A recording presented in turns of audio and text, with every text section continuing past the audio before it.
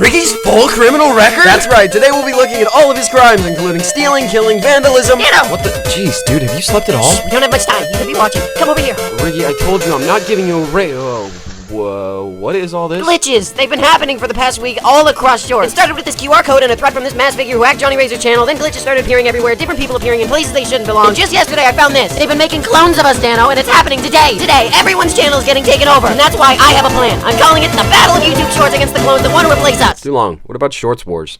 I'm calling it the Shorts Wars. Okay, this is freaking me out, and I need a donut. I'll be right back. Wait, Danno, no! Oh, he never listens! They could be anywhere, watching, listening, getting ready to get rid of us, and we would never even know. Wait, no, everyone, be careful, they're coming for all of you, today!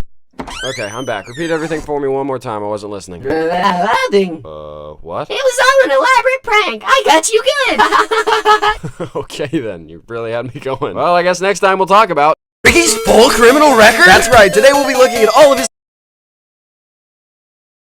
You're in danger? On average, a single person will visit 130 web pages per day, but what's scary is that an estimated 10% of all websites on the internet are malicious or out to get you. Seriously, so many websites, hackers, even the government are all on the hunt to invade your computers, phones, etc. to get your personal information to either sell to the highest bidder or to use against you. And this is why so many people use VPNs. But what do VPNs actually do? Well, they encrypt your data in private sessions so that no one can invade your session, see your viewing history, or see any of your personal information. That's why you see tons of influencers on the internet promoting them, because it's really the only way to stay safe in today's modern world. I think there's tons of good VPNs to use, but personally I recommend Clone VPN, which you can get with my code VG-Danno2. And now you know how.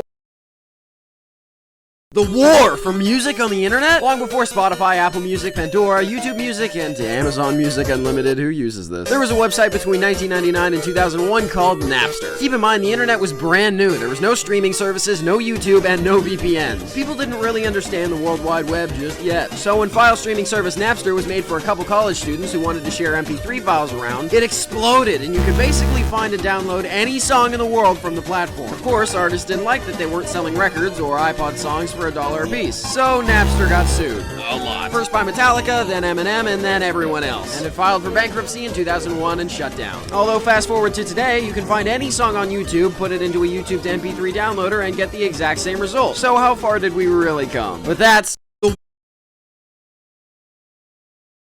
world domination, and why it's a bad idea. World domination is nearly impossible, and after you've achieved it, then comes the question of how long will it last? You hear many villains in movies talking about ruling the world, but what exactly do they plan on doing with it after it's in their control? Interestingly, there have been cases of nations or rulers coming close, such as Genghis Khan in the early 13th century, or British in the 18th and 19th centuries. And actually, close is generous. But both of them were stopped. The truth is that no matter how big your armies are, or how much funding you have, the world is just too big. Not true, we will win. What? I mean, another funny joke. Okay. You can't possibly conquer the land and the sea with a massive navy and army. At some point, not only do you run out of money, but you run out of willing soldiers on the planet. Unless you're Disney or Jeff Bezos. If they decide to rule the world, yeah, we should just surrender. But now you know about...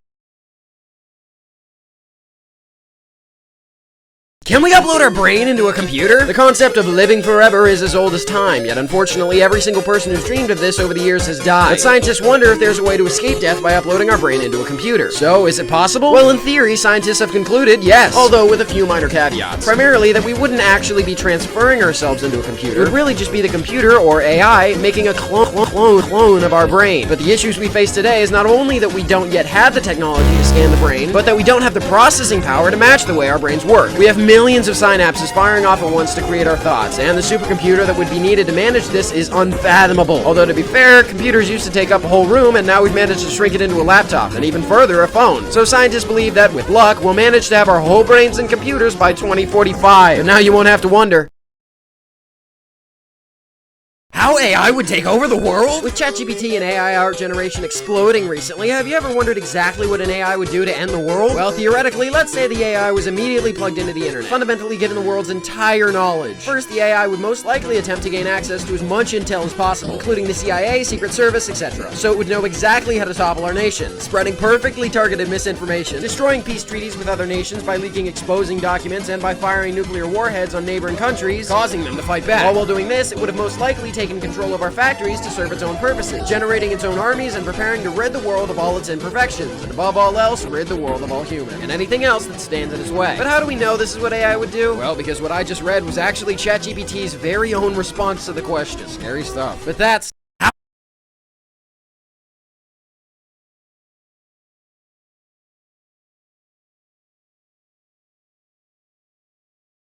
easiest ways to make people hate you? There's tons of fictional villains, and while some are written to be understood, many are written to be downright hated. So what are the easiest ways to make someone hate a villain? Well, here's a quick list. First off, any sort of animal or child abuse. Immediately, you despise them for harming innocents, displaying any sort of greed and overabundance of craziness or megalomania, as well as showing a lack of empathy or emotion, and obviously killing people. But one of the top ways that TV shows and movies are able to make you instantly hate a character is by having the villain simply overpower the main character, either by abusing them or kidnapping them and taking their place. Okay, that's it! What? I know you know! Or what? That I kidnapped Riggy and I'm holding him hostage! This short, the past 2 shorts speaking about computers and AI! You're just toying with me! What?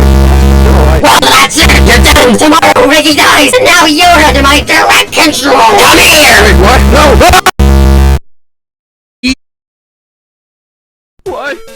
Why clone VPN is... Riggy out of hey! Riggy? No one bullies Danno but me! You can teleport! That's it! Today you die!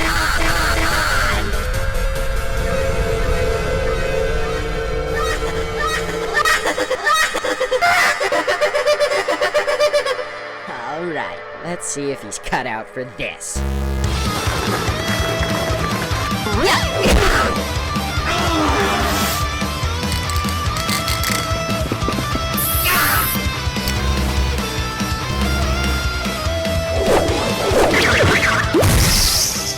Alright, that's it. Let's end this. I'm gonna bring out the lobs.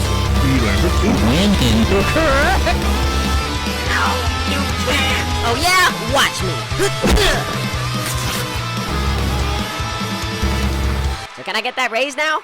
We'll talk about it. Mother